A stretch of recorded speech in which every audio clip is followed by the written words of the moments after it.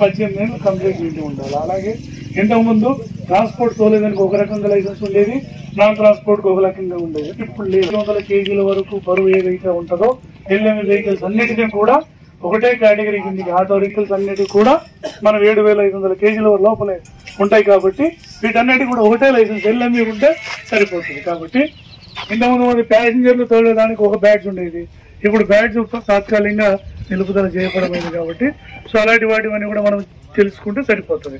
అలాగే 18 ఏళ్ళు నిండి ఉండాలా, నింటేనే మనకు నిండి ఉండని వాళ్ళు మాత్రమే లైసెన్స్ తీసుకోవడానికి అర్హులు.